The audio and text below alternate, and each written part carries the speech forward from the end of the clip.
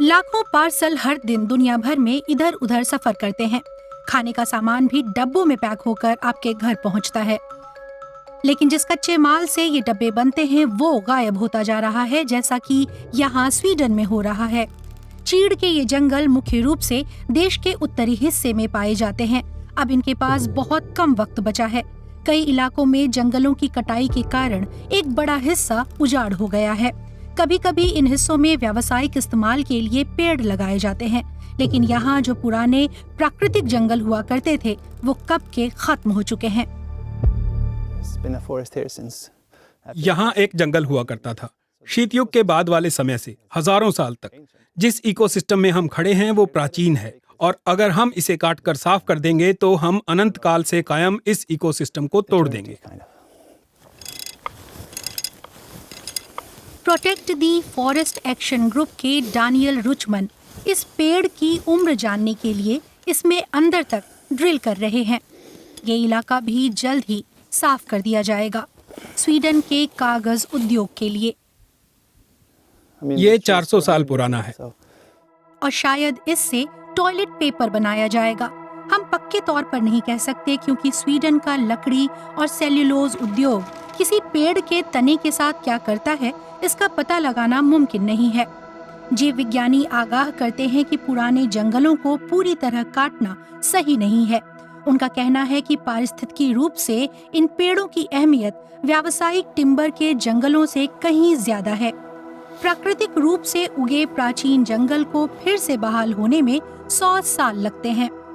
ये मानचित्र दिखाता है कि पिछले 50 साल में डैनियल के प्रांत वेस्टर्न नोरलैंड में कितने जंगल काटे गए।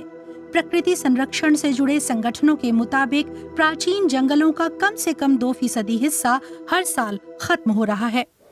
डैनियल के पास बहुत काम है। वो शाम को अपने घर पर ही लकड़ी काटने वाली कंपनियों की गतिविधियों की निगरानी करते हैं। तो मैं पेड़ काटने से जुड़ी हालिया सूचनाएं देख रहा हूं। हमें दिख रहा है कि SCA ने अब इन प्राचीन जंगलों के भीतर करीब 37% हिस्से काटने की सूचना दी है। क्योंकि अब इन जंगलों का बहुत हिस्सा नहीं बचा है, तो इसका मतलब है कि अपनी जैव विविधता के संरक्षण के लिहाज से हम हर साल अहम इलाके गंवाते जा रहे हैं।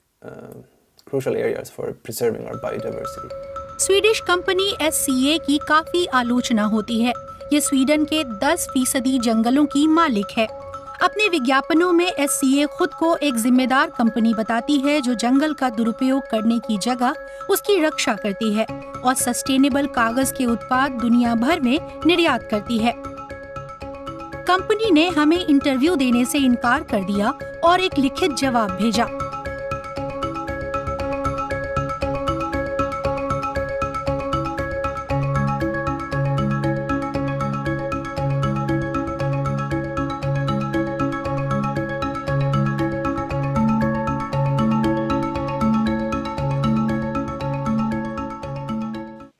सस्टेनेबल फॉरेस्ट्री के लिए कंपनी एक आंतरिक सर्टिफिकेशन सिस्टम का इस्तेमाल करती है।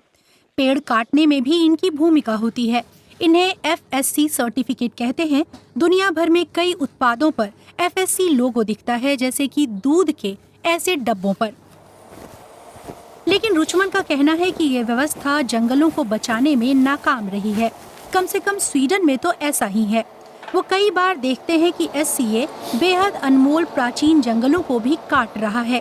वो संबंधित अधिकारियों को नियमों के उल्लंघन की सूचना भी देते हैं। तो वे SCA को चेतावनी देते हैं। फिर वे कहते हैं ठीक है, हम दोबारा ऐसा नहीं करेंगे। लेकिन वे फिर ऐसा करते हैं और हमें नजर आता है कि ये बार बार हो रहा है। कोई फर्क नहीं पड़ता कि हम कितनी ही बार उन्हें ऐसे पेड़ काटते हुए पकड़ें जिन्हें FSC के तहत नहीं काटा जा सकता।